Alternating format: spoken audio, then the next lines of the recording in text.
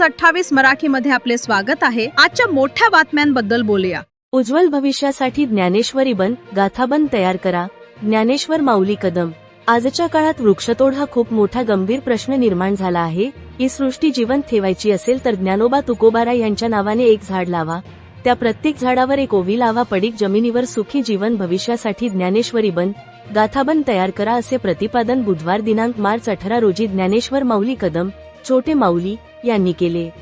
अलंकापुरी नगरीत फिरता ज्ञानेश्वरी पारायण सांगता सोहळ्यात त्यांची प्रवचन सेवा संपन्न झाली। पुढे बोलताना ज्ञानेश्वर माऊली कदम म्हणाले की आपले नवीन वर्ष पाडव्यापासून सुरू होते। यावेळी नवीन धान्य आलेले असते, वृक्षांना नवीन पालवी फुटते, नवीन वर्षांचे स्वागत निसर्गही करतो।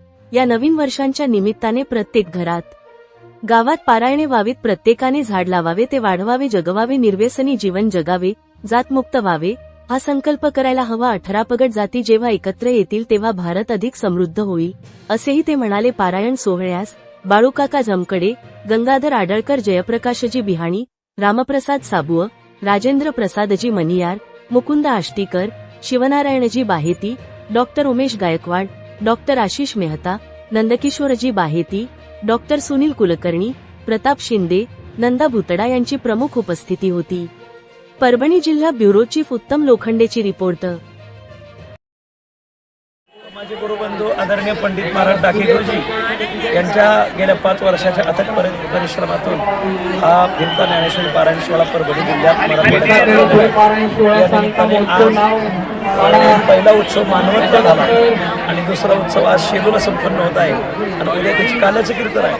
तर त्याच्या पूर्वसंध्येला आज ज्ञानेश्वरी पारायणाची सांगता झालेली, कथेची सांगता झालेली आणि त्या निमित्ताने दीप प्रज्वलन, तर 1 लाख दीप प्रज्वलन करून महाराष्ट्राला ज्ञानदीप लावू जगी, हा पवित्र संदेश ते आदरणीय पंडित महाराज, त्यांचा सर्व भक्त परिवार आणि आम्ही सगळे वारकरी म्हणून देत आहोत। सगळ्या महाराष्ट्राला विनंती आहे, तुम्हाला सर्वाला इथं पोहोचणं झालं नसेल, उद्या काल्याच्या कीर्तनाला संपूर्ण मराठवाडा इथं काल्याच्या कीर्तनाला येणार आहे शेलूला, परंतु ज्यांना येणं झालं नाही त्यांनी जिव्हाळा चॅनलच्या रूपाने संपूर्ण महाराष्ट्रात हा दीप प्रज्वलन सोहळा आणि हा अखंड हरिनाम सप्ताह पाहावा आणि आपल्याही गावामध्ये ज्ञानेश्वरीच्या पारायणाची संकल्पना रुजू व्हावी, ग्रंथाचा ज्ञानदीप गावोगावी लावावा, एवढीच पवित्र संकल्पना आजच्या या दीप प्रज्वलनातून तुम्हाला सांगायचंय। रामकृष्ण हरी, रामकृष्ण हरी, रामकृष्ण।